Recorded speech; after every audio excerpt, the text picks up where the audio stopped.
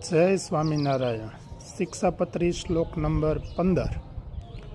અને જે માંસ છે તે તો યજ્ઞનું શેષ હોય તો પણ આપતકાળમાં પણ ક્યારેય ન ખાવું, અને 3 પ્રકારની સુરા અને 11 પ્રકારનું મદ્ય તે દેવતાનું નૈવેદ્ય હોય તો પણ ન પીવું.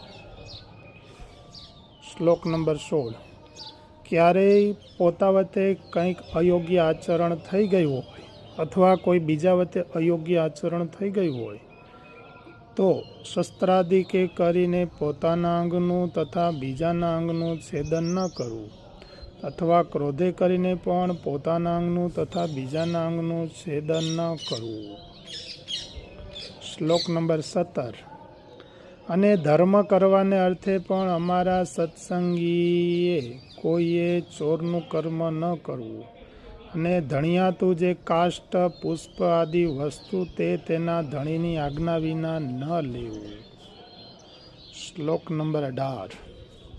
અને અમારા આશ્રિત જે પુરુષ તથા સ્ત્રીઓ તેમણે વ્યભિચાર ન કરવો, અને જુગુટુ આદિ જે વ્યસન તેનો ત્યાગ કરવો, અને ભાંગ, મફર, માજમ, ગાંજો એ આદિ જે કેપ કરનાર વસ્તુ તે ખાવી નહીં અને પીવી પણ નહીં. શ્લોક નંબર 19.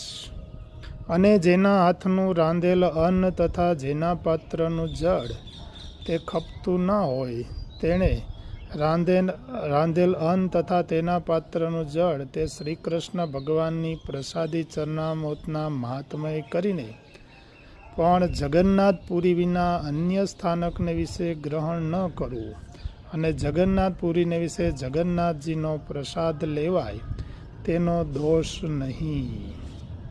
શ્લોક નંબર 20. અને પોતાના સ્વાર્થની સિદ્ધિને અર્થે પણ કોઈને વિશે મિથ્યા અપવાદ આરોપણ ન કરવો, અને કોઈને ગાળ તો ક્યારેય ન દેવી. જય સ્વામિનારાયણ.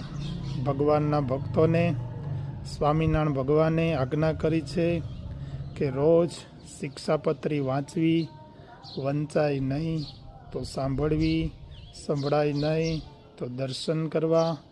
આ 3માંથી એક પણ થાય નહીં કે ત્યાં વંચાય નહીં, સંભળાય નહીં, પૂજન ન થાય, દર્શન ન થાય તો તે દિવસે ઉપવાસ કરવો. એ હેતુ માટે શિક્ષાપત્રી 5 શ્લોકનું શ્રવણ થાય એટલા માટે આ વિડીયો ઉતાર્યો છે. જય સ્વામિનારાયણ. આપનો દિવસ શુભ રહે.